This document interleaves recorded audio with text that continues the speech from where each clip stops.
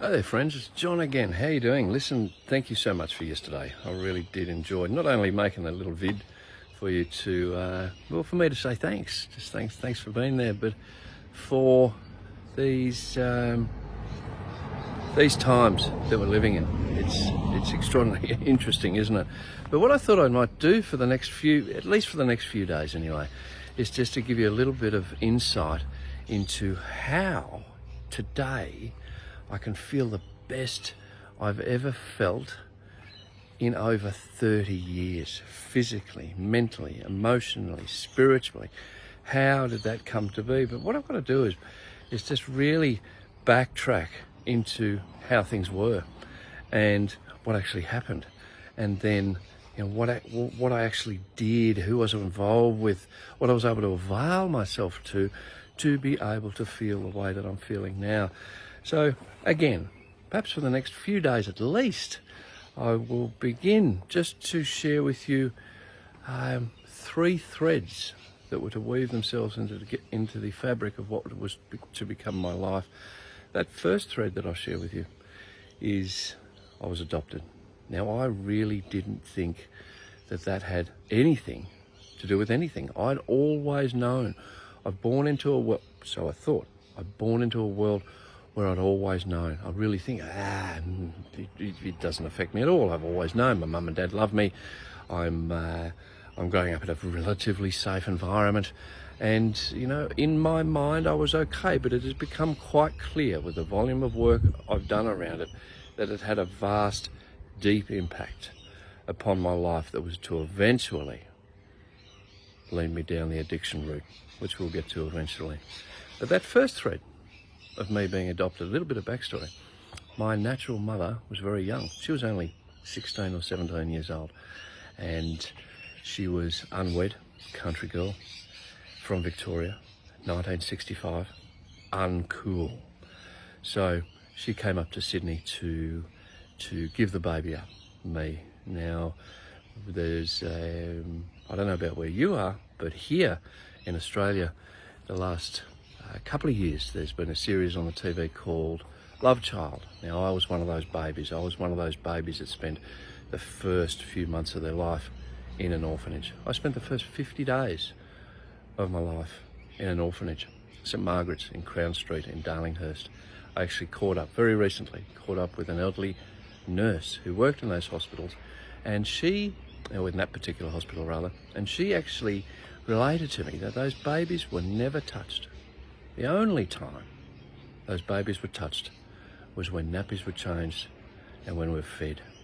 So you can imagine, that there's that failure to thrive. Babies that are not held and touched practically 24 hours a day, you're not going to grow up in a fashion that's conducive to them knowing that they're loved and safe and they've got a good platform upon which to stand to let them know that they're okay. Yeah, is this making sense so far?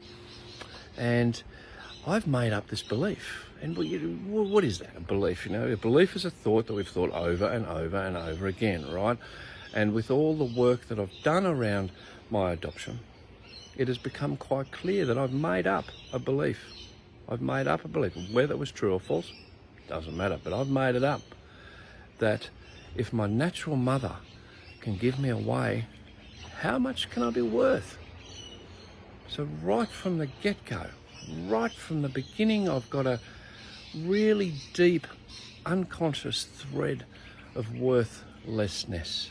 I feel worth less than the rest of you. I feel worth less than those things outside of me. And it was deeply unconscious, very, very, very underground, if you will. I had no idea about it. Now, the second thread that I'll share with you was that I was adopted. I've just said all that, haven't I? Was that I was really, really sick kid. And in being really, really sick, I was in and out of hospital. I had asthma, and in and out of hospital multiple times. Now, I was only speaking to Mum about this pretty recently, and I nearly died about 8 or 9 times before I was 10 years old.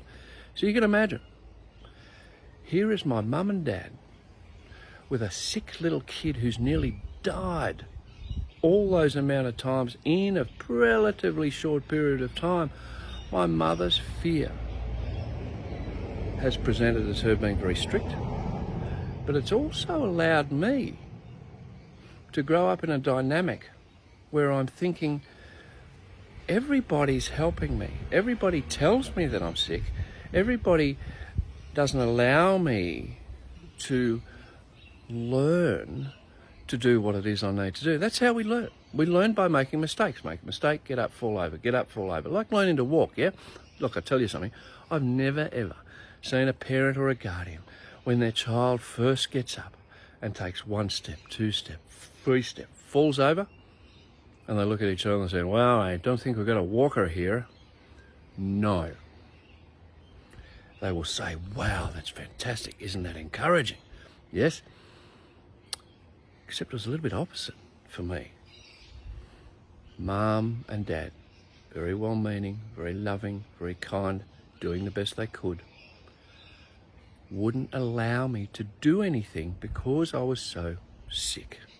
So I'm growing up in a dynamic where I'm not learning to respond to life on life's terms. Why would I learn to do that when I've got you to do it for me? So I'm growing up to be really, really irresponsible. First thread, worthlessness.